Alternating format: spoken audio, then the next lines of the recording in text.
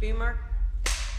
One of the great pleasures is getting to see this ensemble cast come back together and grow as characters, but also even as people, from seeing them from 2 years ago, and the interaction between both them as a character and them as people on set has been phenomenal.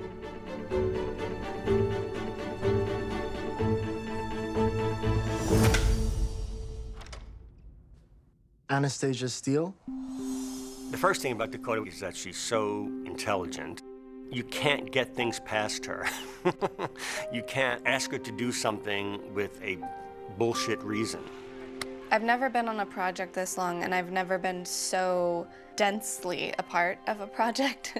So it's been quite an experience, and it's been this great honor to be able to tell this young woman's story.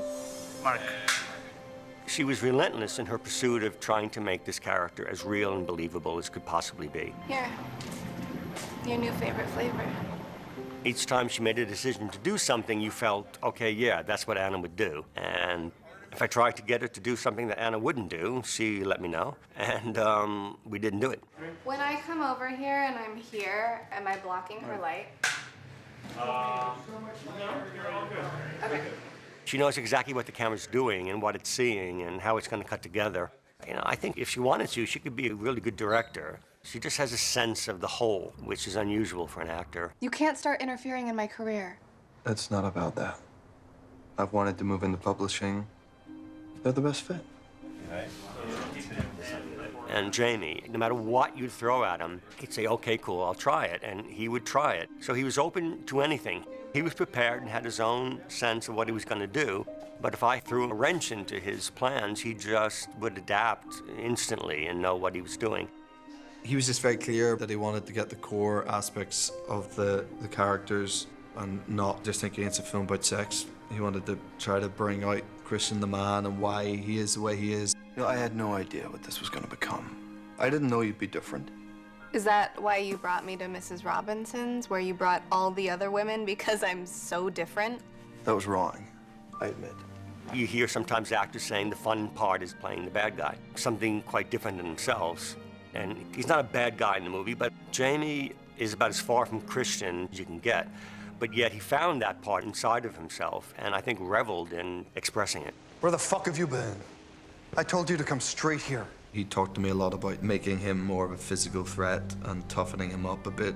And he had me going to gym a lot more than the first one, and I'm substantially heavier than I was in the first one. But it made sense to me that this is someone who got in a lot of fights when he was a kid, obviously went through awful stuff when he was a child, and I think he wanted that to come across on screen more than it would have in the first one.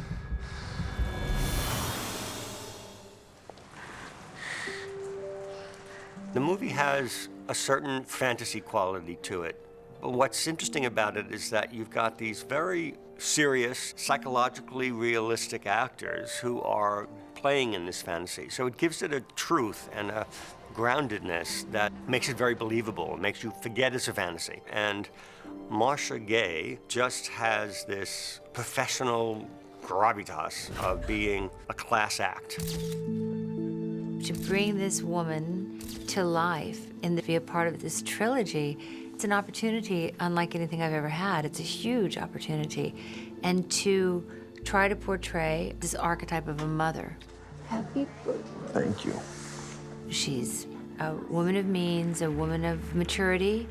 She's wise, kind of funny, she's kind of cheeky at little times. These things are beautiful, and they are mysterious. They're a pain in the ass. But she's a real archetype, nurturing. I love that. And I do feel this sense of, we're back, we get to hang out a little bit. It really does feel family-like. I've built a closer relationship with a lot of the other cast. We've had this sort of group experience, this sort of family experience, and that's pretty special. Hey, Mark. Hey, Mark. Action. Congratulations, Mrs. Fiction Editor. Right? She's a big deal now.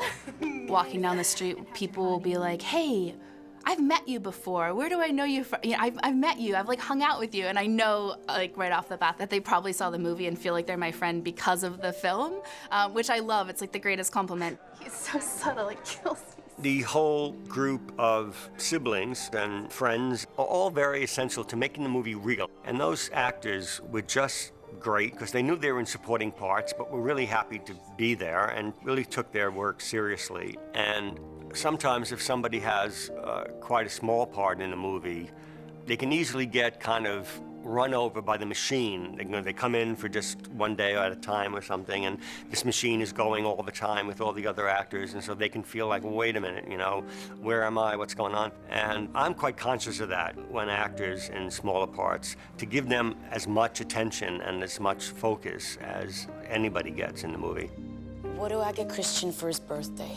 The boy already has everything except a sense of humor. I'm very much like Mia.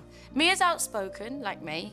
Mia kind of puts her relatives in the hot seat, and Christian kind of tells Mia all the time, okay, stop it now, Mia, stop it now, Mia. He got expelled from 4 different schools for brawling. That's enough. Totally out of control. Mia, enough. Yeah? I'll be right back. And the great thing about these guys, they had already a grounding in who their character was. And so it was just fun for me to expand on that. And it's been really cool because my character, Jose Rodriguez, his journey now, he went from having a crush on Anastasia, and now he's kind of played the friend role, and I think he's accepted that more. Hannah, you made it. Jose, there's so much of my face in here. Well, somebody likes them. They just bought all 6. It was a lot of fun because they were so gung-ho. You should be here. Why aren't you here? Yeah, tell that douchebag brother of mine to take a day off for once, would you? It's an interesting sort of benchmark in my career to be involved with something with such a huge audience, and all over the world people were going crazy over these books. And then to step in and fill the shoes of a character that people already know is very different than playing some original material or a movie that people are just experiencing for the first time. There's a pressure to get it right. I wanted the fans to like what I was doing the way that they did in the book, and you don't want to let anybody down. So that's been an interesting way to approach it, and the fans have been wonderful. All right, bye, Anna. Bye. Great, cut. That was great. This cast, they were all incredibly serious about it, committed to it, didn't demand special attention, but really appreciated collaborating with me and pushing their character forward.